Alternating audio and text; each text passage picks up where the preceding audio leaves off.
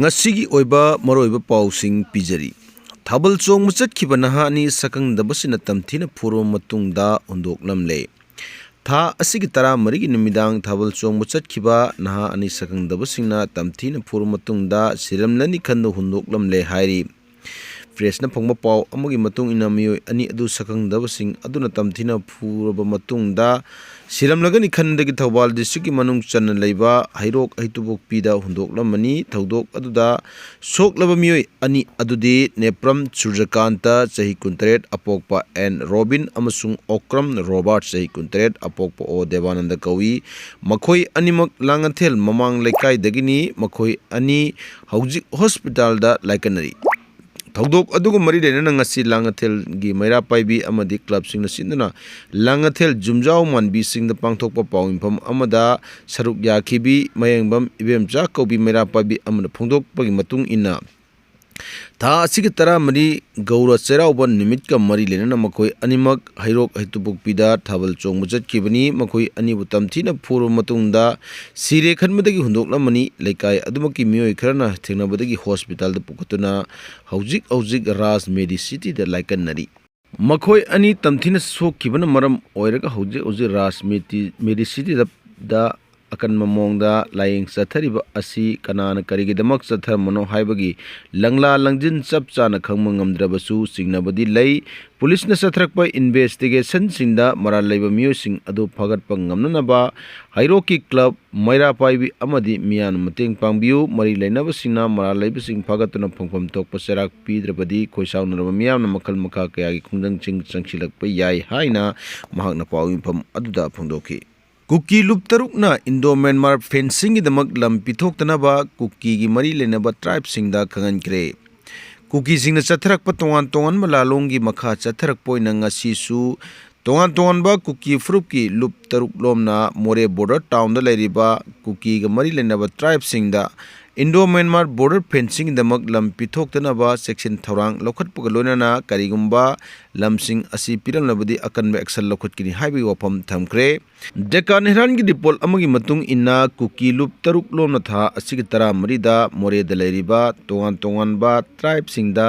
lam pithoktanaba khanghalladuna Karigumba border sambal khabagi thabak sing asi mapung phana paikhat khrabadi kuki sing na chathagadoriba lalong singda sound apanma piba tanatana kuki gi punchirol amadi nata sound na singnarakagani highway wafam sing palli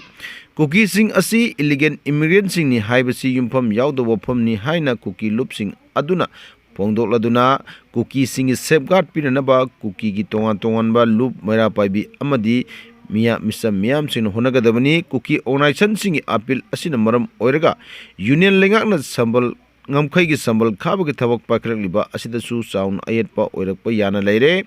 ningsingba yabade union lengakna mamangda kilometer lisimga chatruk nipuga humdoi sangba Indo-Myanmar border sambal khanabagi damak lupa crore lising kuntra rom gi senpham sing approve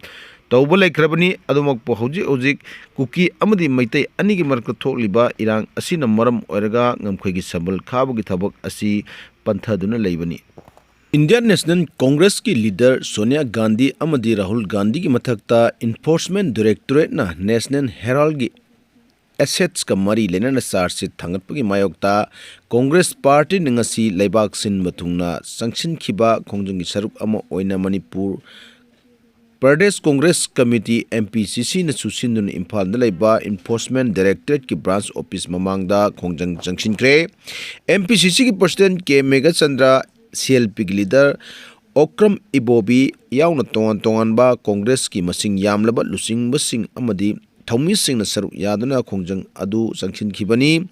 Pamdaba thodok sing thoktanaba police ki kangbun akanba section tharang lokhatkre khongjang changsin khiba Congress ki thaumi singna pen dabi kholaw kaya su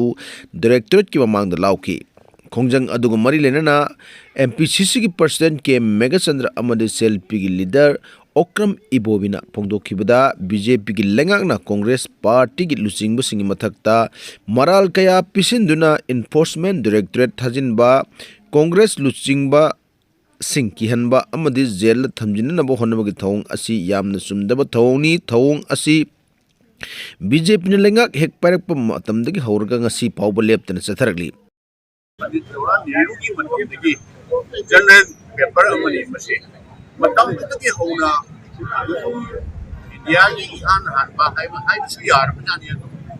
general अमनी मसी की मतम से लान प्रचार तौसलगा कोई detail charge चिट्ठी Moin charge चिट्ठी भाई हाइजल लगे यारोय Carta हयेंग trial चथर Kannada मदुगी सबजाबा evidence पीबा ngамद्रगदी मोइका कन्विक्शन पीबा है दंडी पीबा है जी यारोय अदुबो ngasai matakto कोई हाइजल की इंडिया की ओपोजिशन की पॉलिटिकल पार्टी लीडरशिप से करीमता मूवमेंट तौबा ngамदनबा हाइना एक्शन तौबा हाइबताने करीमता हाइबा ngамदनबा हाइना तौबा सिकुबा पॉलिटिकल वेंडेटा होइबसे मसे कोई कांग्रेस पार्टी ना स्ट्रांगली कंडेम तौबी हाइना नेशन वाइड मसी प्रोटेस्ट तौबसे सिदा मणिपुर दना तेबा इंडिया की स्टेट खुदिंगी मफम खुदिंग तनी कोई प्रोटेस्ट तौबसे मसीना democracy की वाहन नेचुरल जस्टिस अल्टीमेटली कोर्नदी कोर्टा ट्रायल चथारगदी मरान पीबा ngमोय नहान कयारक न कौरे मैडम सोनिया गांधी जो राहुल जी जो कया डिटेल तौना भैया हमरे पुलिसो मुसुम तौना चार्ज तौरे हाइबसे कोई यानिदे मसी मीराबाई चनुबु चेयरमैन ओइना खलकपदा नुंगाइबा फोंदोकनरकली Olympic medallist Mirabai Chanu Indian weight lifting federation की एथलेट कमीशन की चेयरमैन ओइना खलकपदा तोंगान तोंगान माइकैदगी नुंगाइबा अमदि हराउ तयामा फोंदोकली इंडियन वेट लिफ्टिंग फेडरेशन दा थागतपा फोंदोकलदुना मीराबाई चनुना हाई कमिटी की मेंबरसिन महाकिदमक बोट थादबिदुना फम असि पाहनबिबगिदमक तविमल खंगबा उत्पगलोना वेब लिफ्टरसिंग की अपामसिंग अदु अवांगबा थाकता पुखत्तुना खांगननबा होनबगलोना चेयरमैन अमा ओइना महाकि थौदांगसिंग निंगथिना पांगथोक्तुना लमदम असिगी साना रोइसिंगी अपामबा अमदि असुम्बा मायोंदा पुनबा महाकि माइकेदगी होनगनी हाइना फोंदोकी।